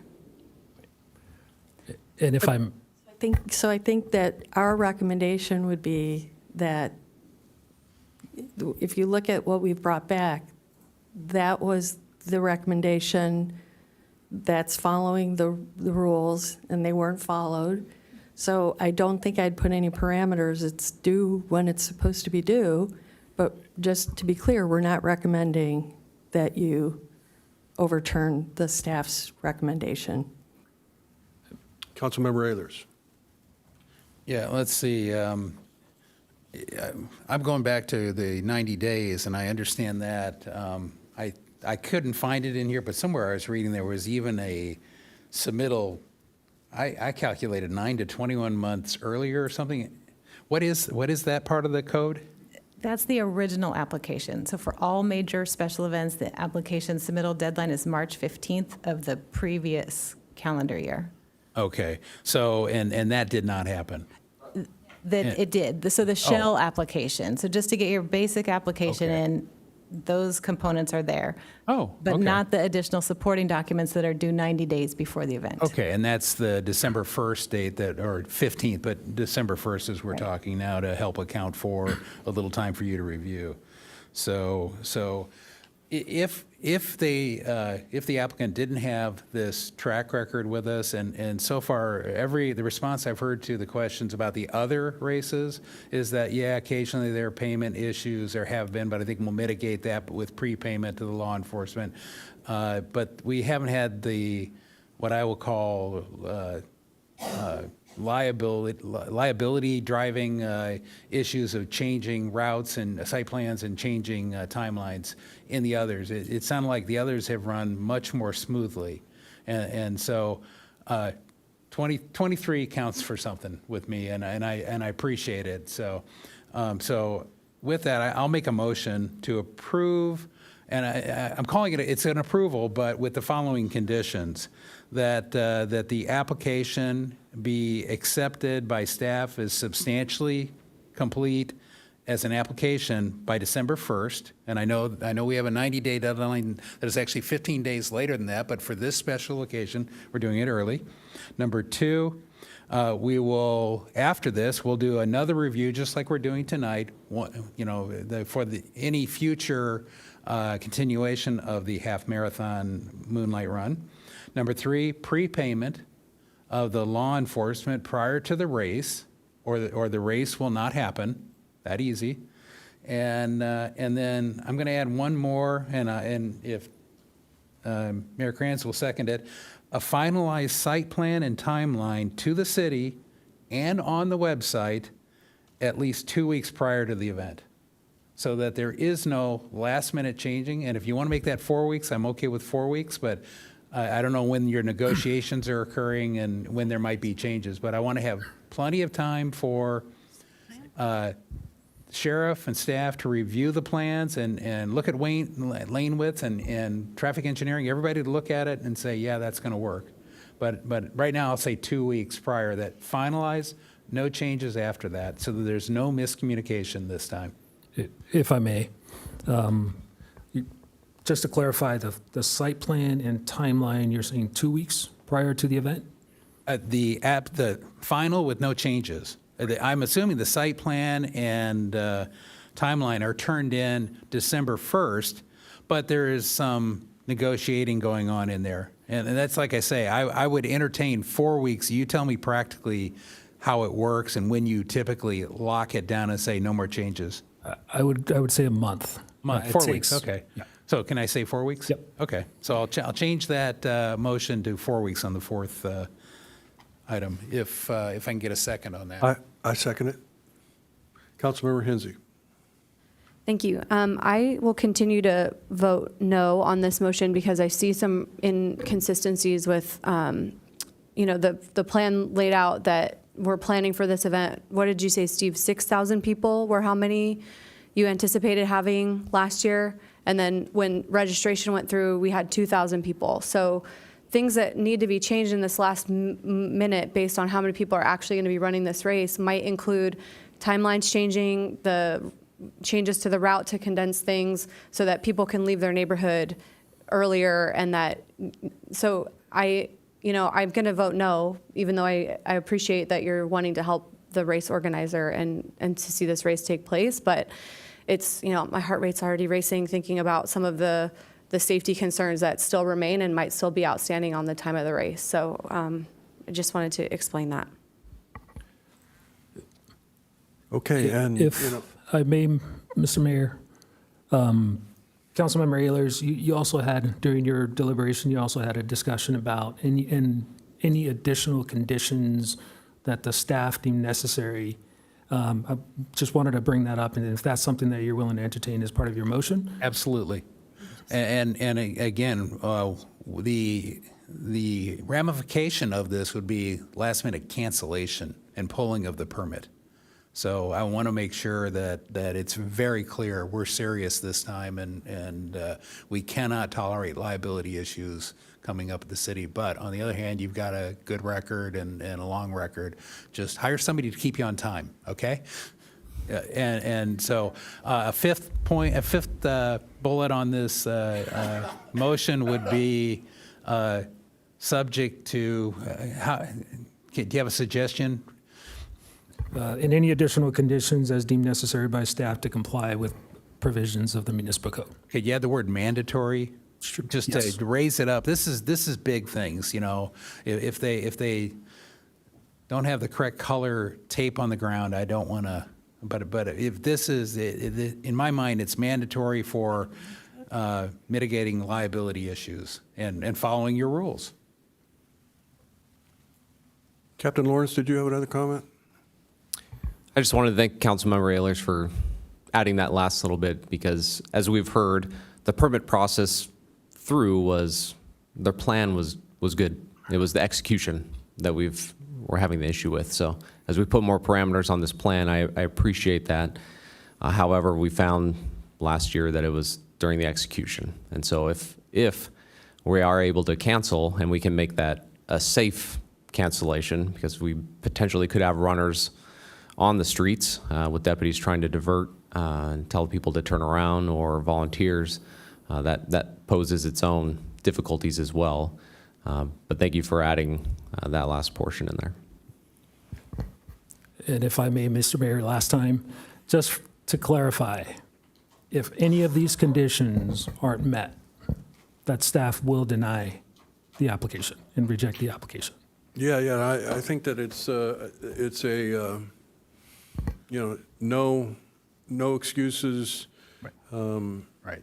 No second, this is the second chance, no third chance. You miss a deadline, don't comply with whatever revisions that staff want. It's, I have to, excuse me, do you want to go ahead? Go ahead. Oh, yeah, I have to imagine we have the ability to cancel events for force majeure and all sorts of other major reasons, that beyond our control, world events, whatever it might be. So what I'm saying, what I want in this motion is giving you the ability to, if the rules are not followed, cancel the event. And I think it's important to minimize our liability issues. Yes. Thank you. That clarifies, and want to make sure that we were setting clear expectations, so. Yeah, and I definitely respect the recommendation from staff. I think that these issues rose to justify the recommendation that they made. I think that the track record is that most of your events are pulled off very successfully, maybe even all the other ones. It does sound like maybe sometimes you turn in things late, but we can't do that anymore. And so there is a motion and a second, and so we're ready to vote. Do you mind if I clarify, just to make sure Yes, we have it down no, for I the don't mind. minutes? No. Sorry, just want to make sure we're all on the same page. So it is to conditionally, did you want it to say conditionally approve for the second year of the major special event for the 2024 Moonlight Beach Half Marathon, 10K and 5K, tentatively scheduled to be held on Sunday, March 17th, 2024, with the following conditions. Number one, all application materials substantially complete are due to staff by December 1st. City Council to review third year of the event. 3 was prepayment for law enforcement services.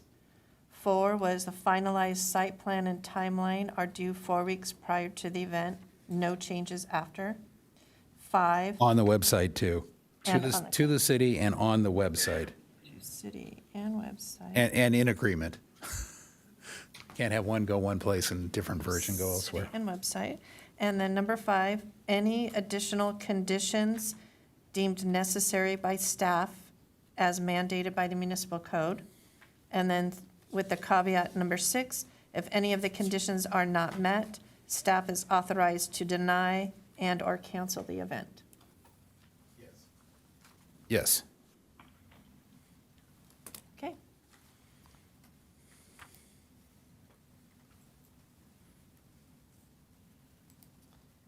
And the motion does carry with Councilmember Hensy and Lyons voting no. Okay, thank you very much. Thank you. Moving on to item 10B, a proposed amendment number 3 to the city manager's employment agreement, effective July 1st, 2023, and October 12th, 2023. And actually, the contact person is Jay Schwarm. She's going to present.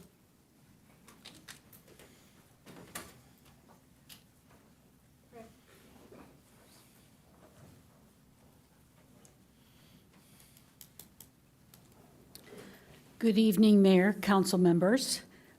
Tonight, we are here to seek approval by council. First recommendation is to approve Resolution 23-124 and Amendment Number 3 to the city manager's employment contract, and authorize the mayor to execute Amendment Number 3 to the employment contract initially for July 1st and the secondary step for October 12th. Also, to consider approval for Resolution 23-125, approving and adopting the pay scale, outlining the new pay scales as presented. Just to highlight the changes to the amendment number 3, it provides for an increase to July 1st, 23, moving forward, to the amount of $286,416, and then with a 3% performance evaluation equity adjustment to a total of $295,009. The second point on amendment number 3 has to do with when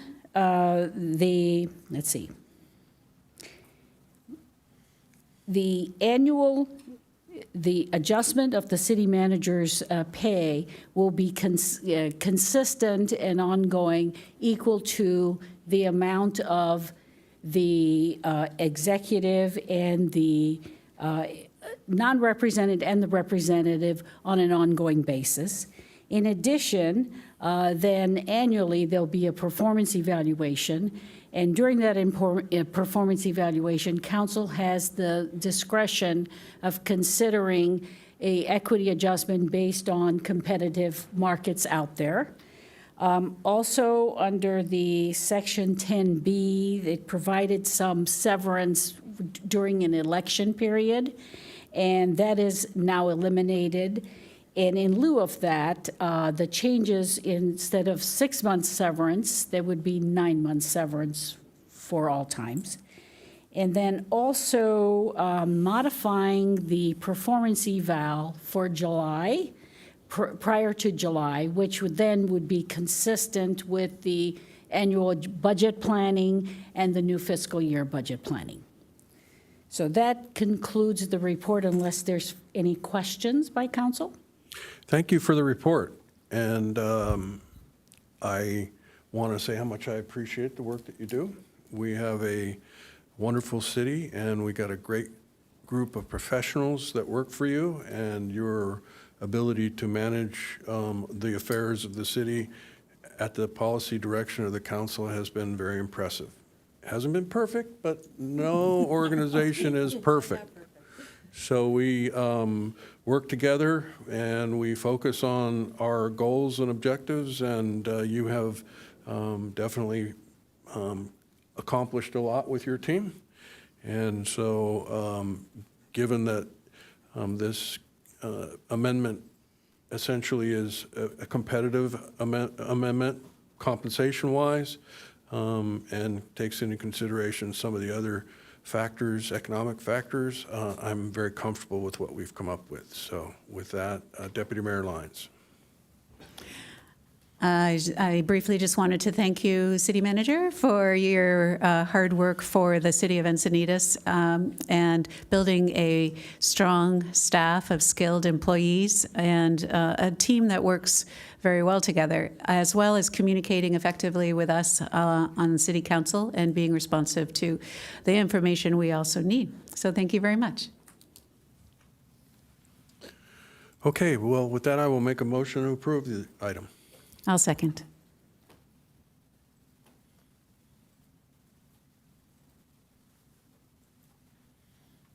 Motion carries unanimously. Okay, thank you. There are no information items. There are no council member initiated items. And next, we would move on to city council member reports pursuant to AB 1234. Nothing to report. Encina Wastewater Board meeting today, pretty light agenda. Quick report from NCTD. We voted to approve an exclusive negotiating agreement with Toll Brothers to redevelop the Escondido Transit Station, and it would be housing plus a brand new transit station for NCTD. So we would be receiving $150,000 a year with 3% increase as a land lease for that property. And it's the largest project in NCTD's housing portfolio, and it's the biggest one. So it's an exciting step forward. It's There's a lot that still needs to be determined, of course, but roughly the amount of units that could be placed there are 528 units with 15.7% affordable units, which totals up to be 83 affordable units, and it would be available to a range of low-income income levels, so all the way from low to moderate level. That's my report. Nothing to report, and I just wanted to say that's really good news. I attended a Transportation Committee meeting at Sandag, and we had quite a discussion about FACT, which is an organization in Oceanside that provides essentially paratransit services and other things, and the challenge of making them whole when they didn't win any grant monies in a previous grant round is proving to be quite challenging. So. But we are continuing to try and work through that. I must say that Toll Brothers is getting pretty engaged in housing issues around here. They also are doing the Oceanside Transit Center project, so doing the Escondido one as well is a pretty big deal. They also are building the La Costa 48 over on La Costa Avenue, so really are into North County housing. So, city manager reports.